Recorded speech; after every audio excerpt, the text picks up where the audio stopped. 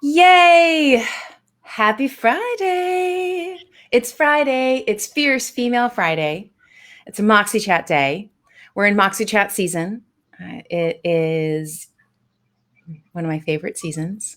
I love making up my own seasons, Connie. Like, I love fall, but I like making up like Moxie Chat season. And, and we're talking about a season that seems to be getting longer and longer and longer these days. And that is in our world, being resilient in disaster, knowing how to overcome and prepare and all of the things. And I'm so excited to dig into that today with you. So for those of you who have not seen or met Connie yet, so the last time we were talking in the green room about how the last time Connie was with us, she was sitting in her car she pulled over onto the side of the road so we could have a chat. She was road tripping to her kids, and we're sitting here thinking, yeah, that's not happening. Not many people are doing that these days. We're all scared to even get in the car to drive to our parents. It's a little bit crazy and not fearful in that, we don't want to get in our cars, but fearful and careful and concerned that we don't bring COVID-19 into our parents' homes or our loved ones' homes. And I miss that, but I'm also very grateful for a lot of the beautiful things that have happened in this season. And There have been plenty when we look, right, Connie? Absolutely. Yes. I think it's amazing, the gifts and the opportunities that have happened through all of this. Yes. In my course, I have a quote. I say, disasters touch us. Wait a minute. Disasters teach us humanity, give us time to pause and reflect and change our course.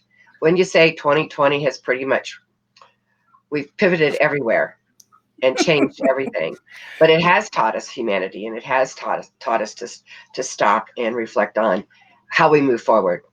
Yes. I believe that it has taught some people that. I don't believe it's taught everyone humanity. Yeah. And they're telling us who they are every day. And they're telling us who they are as they're filling out their ballots. And at the end of the day, I love I go back to what Michelle Obama says, right? When they go low, we go high. And that's what I love about this course, is that it doesn't matter who you are or where you live or what you believe or what your political party is. We can all use this. We can all agree that we need to be better prepared for disasters, and even ones that we haven't even met yet, right? Even the Absolutely. types we have seen. I mean, we both have lots of loved ones in California. I mean, it seems like it's in a constant state of fire. And it's been incredible. It's outrageously incredible. And like neighborhoods. Yeah. Well, and we've had disasters that they've had to come up with names for this year. They didn't even have them before. There were actually 6 weeks in a row where there were a unique type of disaster, in addition to the fires and the hurricanes. I mean, we had a Dorshito winds in the Midwest. Those are sideways winds. I mean, those are very, very rare. We had the fire-nados, where the fire creates a tornado in California. Yeah. We had double hurricanes in the Gulf at one time. That hasn't happened since the 50s. Yeah. We had those winds that came through that were hurricane force winds, but they weren't a hurricane, through Florida, that spawned something like 50 tornadoes. And then the Gulf of Maine has the dubious honor of having the water temperature rise more than any other body of water on the planet. Mm-hmm. And so they've now called that water heat wave. And it keeps going on. We've had, as of yesterday, we've had 11 hurricanes touch land. That's a record. I think the number of named tropical storms is up to like 28. We've already gone through the Greek alphabet already. I don't know what's next after that. We still have another month. So in addition to the pandemic, the storms and the things that we've experienced are just, it's mind-blowing, and it's not going to get better for a while.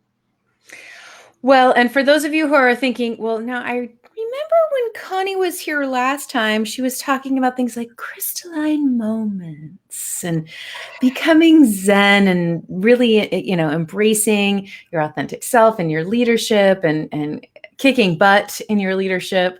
Why are we now talking about crisis management? And I would love for you to share with everyone today, Connie, why this is something that has risen to the top for you. What is going on? What in your past? What's happening over there, lady, that you have plugged into this topic that, by the way, wasn't instigated by No, the it coronavirus was started pandemic. a year ago. It It was started before. back in of May of last year is when I first started this. Well, that's a really, really interesting story, Deborah, because um, I I was a FEMA inspector for 7 years and a trainer. And that's just before I became a partner in online ed, where we did online education. Prior to that, my husband, myself, and one of my partners in online ed, we had built one of the first and the largest home inspection networks in the country at the time. And after I got done I was in a car accident, and my partner and I were working on this stuff for online ed. I always wanted to write a book for consumers, because as a FEMA inspector, there's things you see out there that they don't talk about. They talk about you need to have an emergency kit, make sure you have enough water, you make sure that kind of stuff. But things that you see as a FEMA inspector, I think one of the real, it was actually a crystalline moment. It was one of the very first disasters that I did. I pulled up in front of this house, and there was an elderly man. He had to be in his mid to late 80s, and he's sitting on his stoop, and he's got this pile of wood in his hands, and he's crying. Mm. And I walked up to him and I said, "So what's wrong? I'm the FEMA inspector. I've come here to help you." And he goes, "This was my grandfather's toolbox, but the floodwaters had destroyed it." Oh, So, and then one of the things you hear all the time, my pictures are gone. So, but there's lots of other little things that really, I always wanted to write this book, but then life got in the way. And with online ed, and then all of that took place. And it wasn't until Kirsten O'Shield last year, and I've been told now that I've been talking about doing something like this for the last eight, 9 years. And I had to be right. reminded of the comments that I made, because I always said, I wonder what that FEMA time and training had to do with anything that I'm doing today. Yes. Well, it had everything to do with it, because Kirsten invited me to be a guest at her keynote speaking engagement here in Vegas. And I got there. She says, "So what are you up to?" This was in April of last year. And I said, "Well, I've decided that I'm quitting." And she looks at me and she goes, "What do you mean you're quitting?" And I said, "Well," I said, "I'm 70. I don't know that I'd been really sick January and February, and was just starting to feel a little better in March, whatever the flu was back then." Anyway, so she looks at me, she says, "You have no clue. You have no idea what you're doing." And she put her finger in my face and she says, "You are not quitting." She says, "You have no idea the lives you're changing." And she says, "I talk about you all the time." Well, I came home that afternoon. I don't even remember what her talk was about, because she had my brain going 100 miles an hour. And I came home and I sat there and I go, "Okay, Connie, what the hell is really going on here?" Mm. And I realized that all the things I teach other people to do, talk about 3 things you're grateful for every day, 3 things that are successes that you had, writing and listening to your vision, I hadn't done since the holidays. And all of a sudden there was this fleeting thought, what does that FEMA time have to do with anything I'm doing today? It was a week or 2 later, I got an email from the California education people saying these are topics they're looking for. And one of them was disasters. Mm. And I emailed back, I said, "Nobody gets that but me." And what I've realized over these last few months is that my entire life, everything I have done up until now, was to train me and prepare me for helping people be prepared for disasters. and the home inspection business, the online education business, the FEMA time. Before that, I helped thousands of people with their sales and marketing and businesses. All of that has led me to where I am right now with the certification. And if I'd have quit that day, that would have been devastating, not just to me, but I wouldn't be able to help the people that I know I'm going to help. My vision is to help 30 million people in 5 years. That's my vision. I love that. 30 million people. And you will. I mean, the reality is we are all, especially in real estate, we are so connected. We're so connected to the community. We're connected to not only the community that we serve, but the community that we're a part of. And I love BHAGs, big, hairy, audacious goals, like 30 million. And we are going to get you there. We're going to get you on every podcast we can, on every Facebook Live we can, in every conversation we can about this, because you do have such a beautiful, balanced way of talking about preparing for and being resilient through disaster. And that is so important. I think that we're learning more and more that emotional intelligence and intentional preparation really matter inside disasters, right? Absolutely. A disaster emergency kit isn't going to help you if you're running around like a crazy person. Well, one of the people that we both know, Sarah, she had a real estate company she has a real estate company in Malibu. And when the Malibu fires came through, she was born and raised there, and so her mom still lived in their family home, and the family home was destroyed. And she had agents in her office that had homes damaged or destroyed. And it was in the nighttime, and that they came and knocked on her door and told her that she had 15 minutes to get out. Yeah. And she said she spent the first half of that spinning around trying to think of what to take. Yeah. And when they got to the shelter, they realized that they didn't have anything for her 2 little girls. Being resilient, and first responders and victims of disasters will tell you the most important thing you can have is a resilient mindset. In emergency management circles, they talk about resilience of individuals, resilience of businesses, and resilience of communities. And they look at resilience. How do you build back better? Or how do you prepare in the future so that the same damage isn't done? And it all starts with the mind. It all starts with being resilient and being able to get yourself into a space where you can think so that you can react. Yes. So preparing for a disaster before it happens, it's more than an emergency kit. It's more than just having plans. It's mental process. It's practicing. It's drilling. Just like the first responders, they drill. When I did the professional development panel at Reimagine last year, one of the people on the panel was a fire chief from Woodland Hills, and he's trained to react. And he said when he found the fire coming into his neighborhood, he had to fight to get back that resilient mindset. Yeah. So it's so critical for us to understand that in preparing, what we're doing is we're creating a timeline. So sometimes you have 24 to 48 hours before there's any first responders or anybody to help you. So you have to be self-sufficient. And knowing that you have all the things you need, and you need to have more than one emergency kit. You need to have at least 3. One for your home, one for your business, and one for your children at school. And those kits all have to be different because they all have to meet special needs. And if you have a special needs person, they need to have their own special needs kit. So just that alone is something you have to look at and know exactly what it is that you need to have. And then there's plans. I've got like 7 different types of plans that you should have, depending upon what your situation is, both personally as well as professionally. But that's what's going to make you resilient. Right.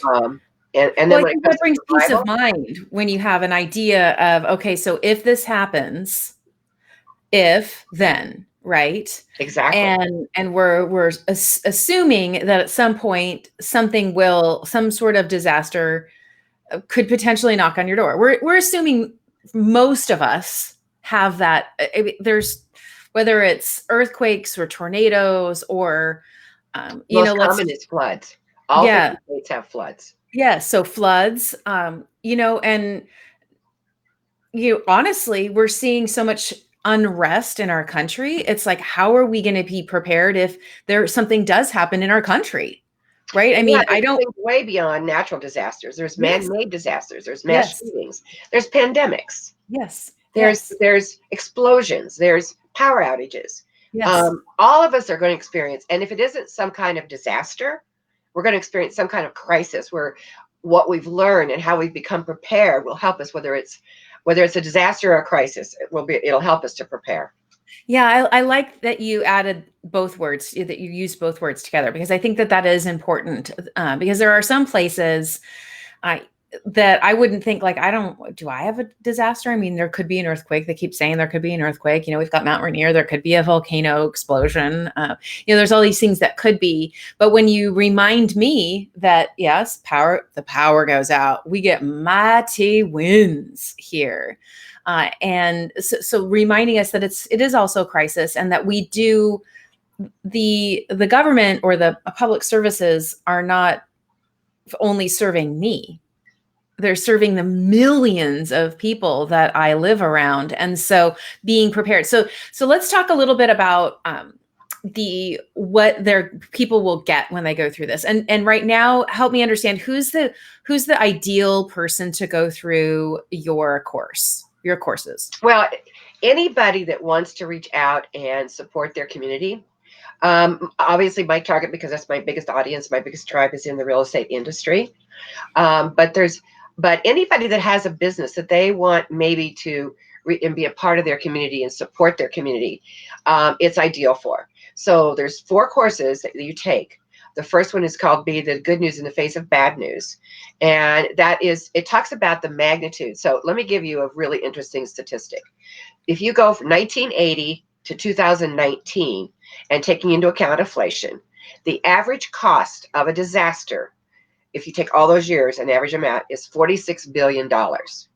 If you look at per year, if you look at the last 5 years, 2014 to 2019, that went to $106 billion per year. If you look at the last 3 years, 2017 to 2019, it is $152 billion per year. And what do you think 2020 is going to be? Yeah. It's going to be in the trillions. My mind just goes bonkers with statistics like that, with terms like that. It's like, it's the cost of the people who are fixing. I mean, what has gone up so much? Because that's an average. And I'm certain that it wasn't costing $40 billion back at the beginning side of that. They didn't even use the word billion. Right. Like saying million was like, oh, shocking, right? Like $1 million was a big deal. And so there are so many things that play inside there that affect us in ways like taxes that we're not even thinking about. So being very vigilant about being prepared before it hits is so incredibly important. So that's a huge statistic. So we're coming together. We're taking 4 courses. My mind is going, of course, anyone in real estate should go through this. That sounds like an absolute basic, right? Like a basic. Well, but I even think like homeowners association leadership. Yes. So there's the beauty about what my team has put together is that you go through these 4 courses. The second one is on mindfulness, leadership, and communication. So you can use that in any part of your life. The third one is on man-made disasters. And the fourth one is on insurance, mortgages, and recovery services. Almost every kind of disaster, with the exception of maybe mass shootings, and there's a real estate component to it. So as somebody in the real estate industry, if you go through this course and you become a certified CKM advisor, then you have real benefits. First of all, we've put together a consumer course that you can now go out and teach to your community. And if you are out there teaching to your community, when there's a real estate component, who are they going to come to? They're going to come to somebody that's knowledgeable about what has happened. There's also, and that's called How to Persevere Through Troubling Times. And then I also have written a consumer book that the realtor can put a chapter in and be a co-author. Um, I haven't published it yet because I want to make sure it's a #1 bestseller, and we're working on the cover and everything right now, so it'll be out shortly. Okay. But you can become a co-author. It will be a #1 bestseller, by the way. I'm just saying. You're claiming it. I love it. I'm claiming it. Yes. And in that book, you can then use that as a marketing tool. As you know, Deborah, having a book that's in your name is a powerful marketing tool. Yes. And then we also have a toolkit that has all the forms and information that you can give out and brand with your own information. So all those tools are available to you in addition to you become a part of the CKM Advisor community. And that community, we have ongoing education. Whenever there's a new type of disaster or when there is a disaster, we'll do something specific to that to help educate people. Nice. There's also every month, FEMA has some kind of, like September was National Preparedness Month. We'll be doing education on that. So that's all included once you become a CKM Advisor, and it starts with those 4 courses. I love that. And so before we dig more into Coni the woman, the Wonder Woman behind all of these things with some rapid fire questions and such, I know that you have something coming up, a free webinar around disasters and crisis and kind of wetting everyone's whistle so that they can see, is this really for me? So tell us a little bit about that. Well, it is called Disaster 101, and it's going to cover why you want to be prepared, how to get prepared. It's going to cover some of the basics of it. And then it's going to also give you some of the tools and things you need to have to be prepared, so that you can actually see what it's like to really do the process. And it is free. It's completely free. It's on December 12th, and it starts at noon. It'll probably go for about an hour. I'm figuring about 45 minutes and then 15 minutes for questions. Okay. And I'll be totally open to having any kind of question that I can answer for anybody if they have specifics. And it's going to dive a little bit, not just into the personal, but also into the professional, because it's most everybody that's probably going to be on this is going to have their own business or be part of a company. Right. And so why is it so important to be prepared? Well, here's a statistic for you. According to FEMA, if there is not a business continuity plan in place after 2 years after a disaster, over 90% of all businesses will be out of business. That's staggering. So, well, I think we're seeing that there will be proof with what's happening with the pandemic, right? And I think that the pandemic is I'm going to say the word that everyone keeps saying, unprecedented, right? But it is. I mean, this is something our generations, those generations walking the planet right now, have not had to deal with, whether it's personally and or professionally. They've not had to deal with this intense sheltering in place, and so many people aren't doing it, and it's extending it, and there's this this pile of frustration that's just getting bigger and bigger and bigger. And I see it in my neighborhood here, Coni, the companies that I don't know, maybe it is their resilience factor, right? They saw what might come, and so they immediately put together a program that was going to help them in the worst case scenario. Right. I mean, and that to me feels like one of the many definitions of being ready for a crisis or a disaster. That's right. Critical. Absolutely. What is that worst case scenario? Like the restaurants, the wineries, all of those places around me that are very heavily, like I guess you'd say visitor or even that tourism side of things, like just a mile and a half up from me, there's so much tourism that is dependent on people being able to participate in these things. And they all rocked it out. Many of them did. Some of them didn't, and their doors are now closed. Right.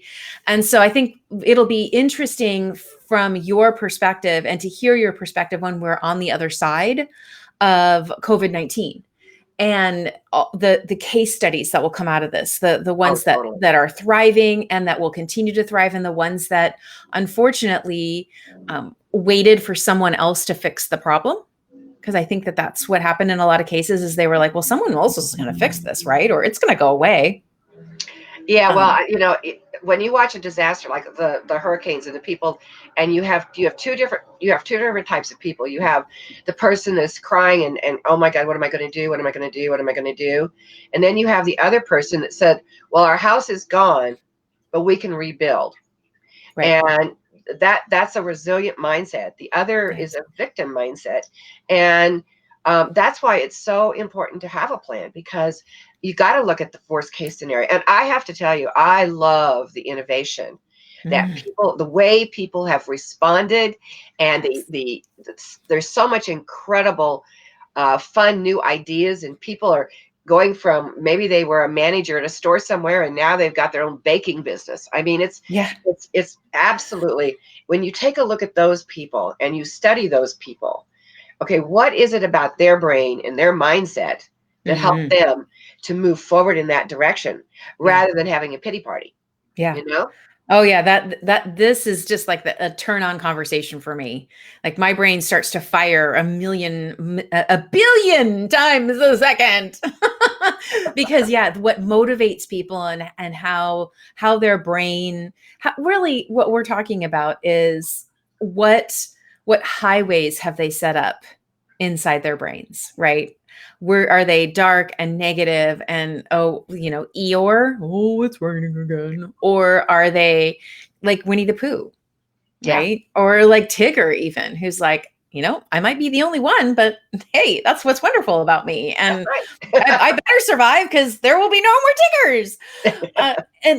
I love Winnie the Pooh. I use those analogies a lot, but there's so much about our personalities that show up in those characters. And what I truly am, I'm so honored and proud to know you, Coni. I love this pivot that you've made. I love this shift in your focus, and that you're bringing in the reminder that we all can truly create a resilient mindset. We all have everything we need is inside us.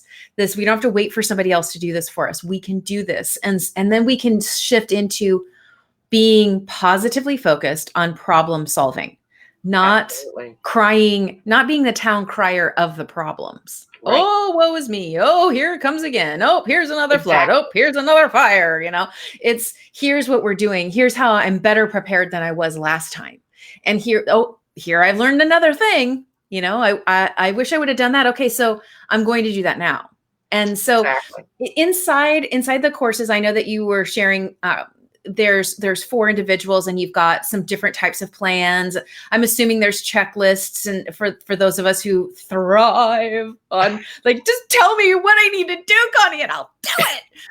I have to tell you, there's all kinds of checklists. There's all kinds of exercises. When you get into the mindset part, there's visioning.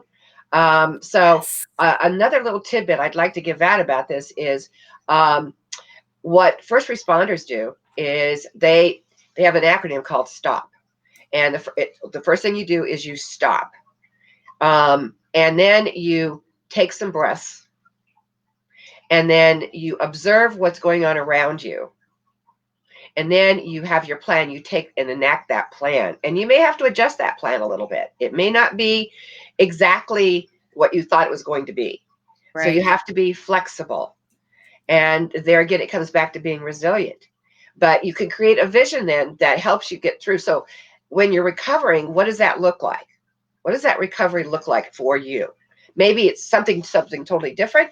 Maybe it's putting your business back together.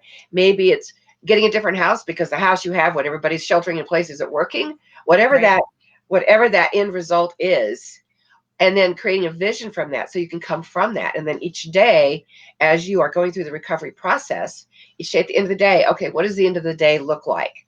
Right. And that will help you to move forward in a positive manner, pivot when you have to, and keep your mind in a resilient, because as soon as your mind is in resilience, you are able to move forward, and the fog and all that other stuff goes away. And who doesn't want a fog-free brain? I'm sorry, I didn't hear you. What? I said, and who doesn't want a fog-free brain? Exactly. Right? Who doesn't want to experience being calm in the midst of the storm, being prepared in the midst of the crisis. I love that. I love it. So we dropped the link into the Disaster 101 webinar. For those of you, if you aren't able to make that, you can visit Coni's website, which of course we'll put in the comments and in the show notes and on the podcast, all the things, dropping it into the comments right now.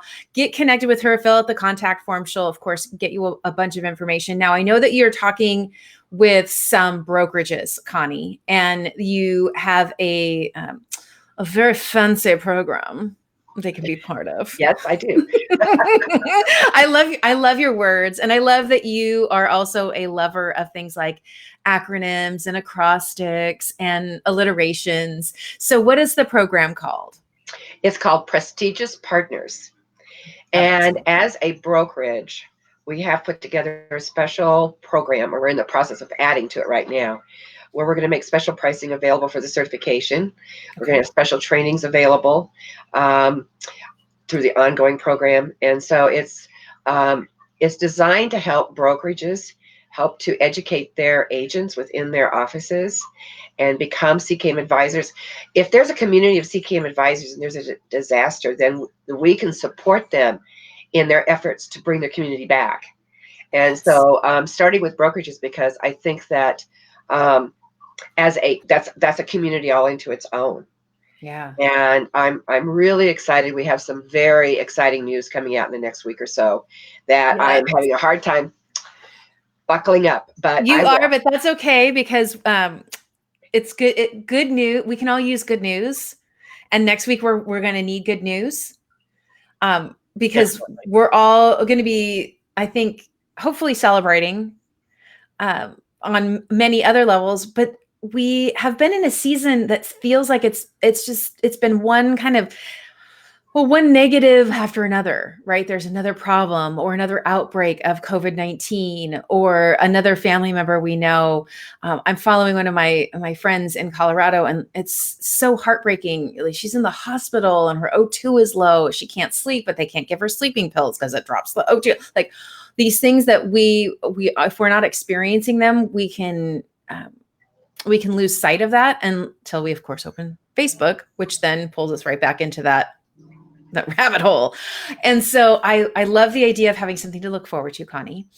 And I love this partnership program. I'm super excited for you to be able to share that. I am putting a note inside the comments. So if you want your leader to connect with Coni, drop their name below, tag them in the comments, and Coni will get in touch with them. She'll get notifications of any comments that fall underneath this video.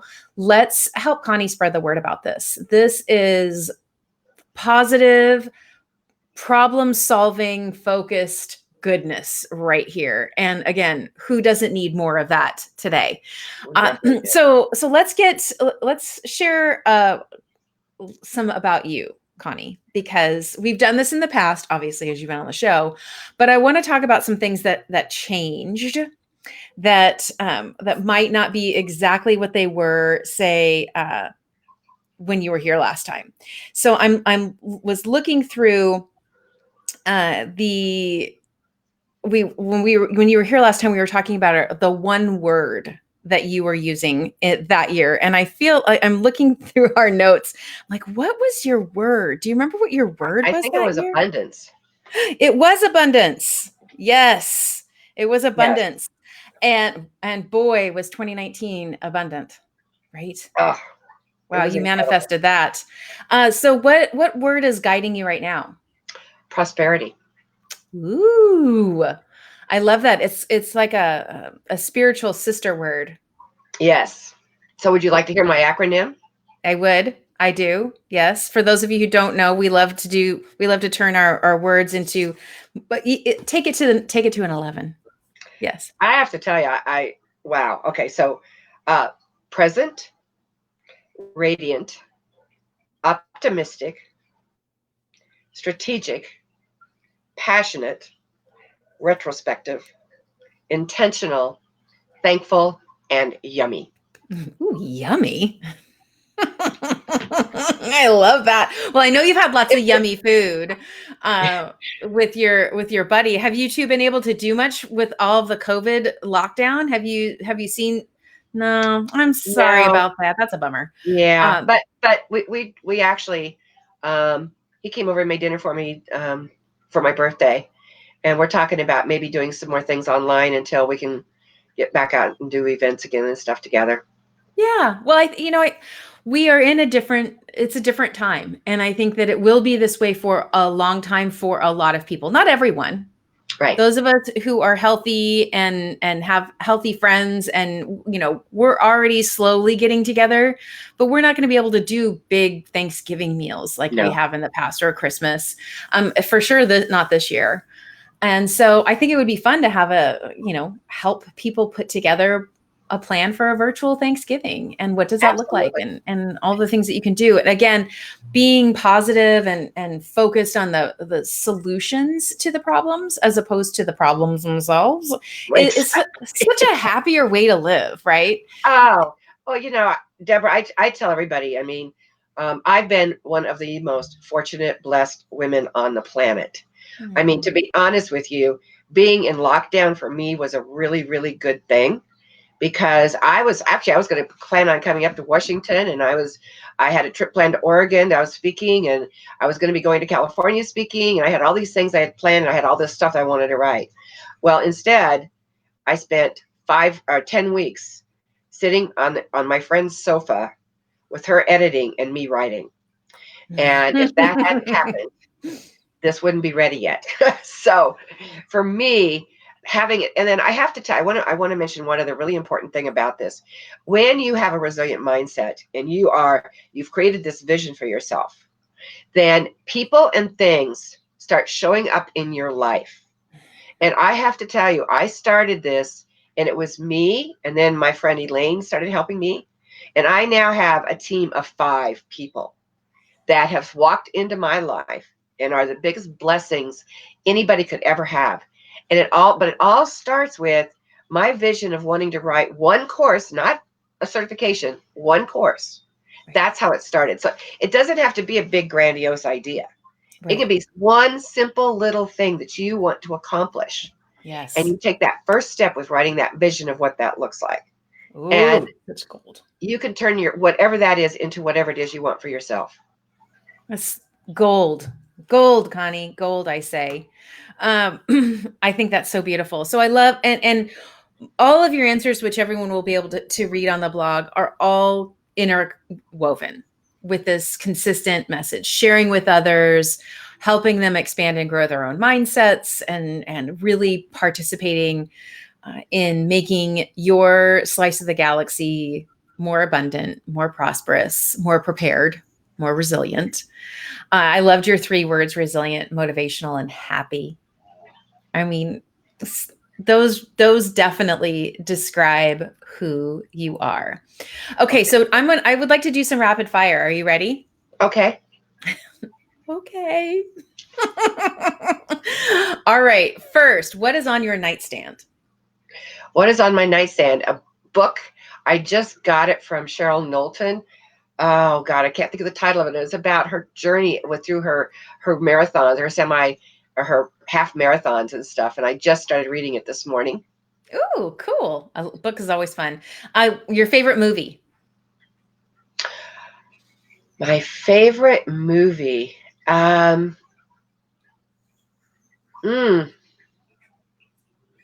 Every time I you have see to it say, on TV, what comes up? The Sound of Music. It's an oldie. But, My husband's family is related to the Von Trapps. oh wow! They're yes. It should be Trappin'. If that doesn't. I'm not much into the current movies. I mean, I'm not into sci-fi, and I'm not into shoot 'em ups, and I'm not into shoot 'em ups. That's hilarious. But yeah, that's a beautiful movie. It's a good story. It's a solid story. Great music, obviously, and one of the best divas of her time. I love that. Definitely. Okay. I All think right. part of the reason it's my favorite movie is because it was the only movie my mom and I ever went to alone together. See, look at that sentimental connection. I love it. All right, sunrise or sunset? Oh, both. But sunset more than sunrise. Yes, dark or milk chocolate? Oh, dark. Ooh, your favorite beverage? Oh, wine, red wine in particular. I love the look on your face. Oh, come on, Deborah. Oh. Now, if you could share a glass of wine with anyone, who would that be?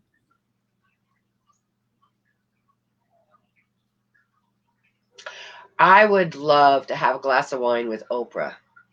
Ooh, yeah, that'd be feisty. I'd I love plan that. on being on one of her shows one of these days. That's been one of my original visions when I wrote Crystalline Moments. I love it. Well, you're moving that direction, sister. If this one seems silly because I'm pretty much sure I know the answer, but if I put you on stage with a mic, what topic would you teach? Probably something at this point, something to do with disasters, but I might teach it in a different way. I might have Susie teach it. Ooh, yes. For those of you who don't know Susie, Susie is a wild woman. She is the alter ego of Connie, and she shows up at conferences. Uh, we'll have to drop in some of that footage, Connie, so that people can see that because it's Can good. you imagine talking about disasters and Susie's there doing the teaching? I can. I can even imagine her costume. It would be fantastic. We would have to have a fan blowing her cape in the background, like she's in the middle of a wind tunnel. What would you be doing if money were no object? Exactly what I'm doing. I love it.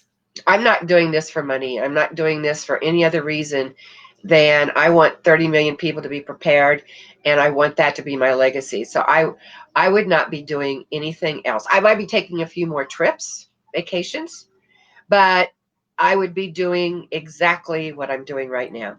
I love it. If you could have any superpower, what would it be? To be able to telepath myself anywhere I want to go, Ooh, get there instantly. yes. I love that. Who would play you in the movie of your life? Who would play me? Well, it'd have to be somebody funny. McCarthy. Um, well, is it Melissa? No. Which one? There's the comedian, the one who Comedian, was yeah. Suki on Gilmore Girls. Yeah. Yes, I could definitely see her playing you, and with a side of maybe Judi Dench playing you in your 70 and beyond. Because man, Oh, is she funny. oh God, yes, I love her. Her comedic timing is mind blowing to me. Oh, it is. I love her. I love Yeah, it. I love it. I love it. on Okay. 70 and beyond for sure. That'd be a good part for her. Yes, it would be. Yes, let's put that on your vision board now too. A movie about Connie. Complete this sentence. My soul tank is full when. My soul tank is full when I can support somebody into becoming who they want to be, and that includes being prepared. But I get the biggest joy out of watching people become their own person and to step into the life they're supposed to be living. And whether it has related to disasters or whether it's related to personal life, I mean, I've always been that way. I was a sales manager of the year for Metropolitan Life Insurance way back when, and I didn't know how much I loved bringing people into the insurance business and how much I loved watching them succeed. And that's been a driving force throughout my entire life. And it's more so today than ever before. I love that. So beautiful. Okay, of course, I love this question because I love all of the different answers. What does Moxie mean to you? Moxie is there are no barriers.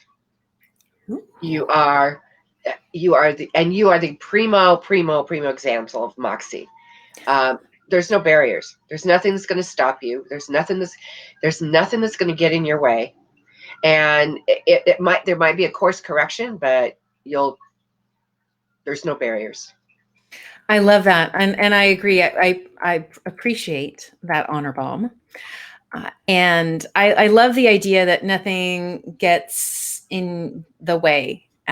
I often explain it, with the word tenacious, right? That's a synonym, right? Gracious, courageous, gracious, tenacious, vivacious, all the luscious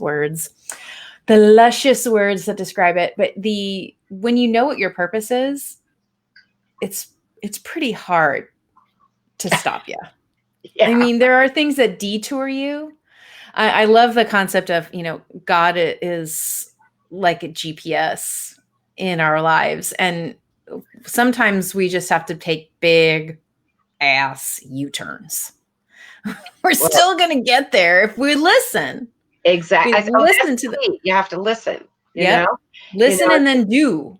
Yes. I mean, that's what crystalline moments are all about. I mean, those moments of clarity, you've got a gift or opportunity you can move forward in, and it can come from something absolutely devastating. Like I say all the time, and you've heard me say this over and over again.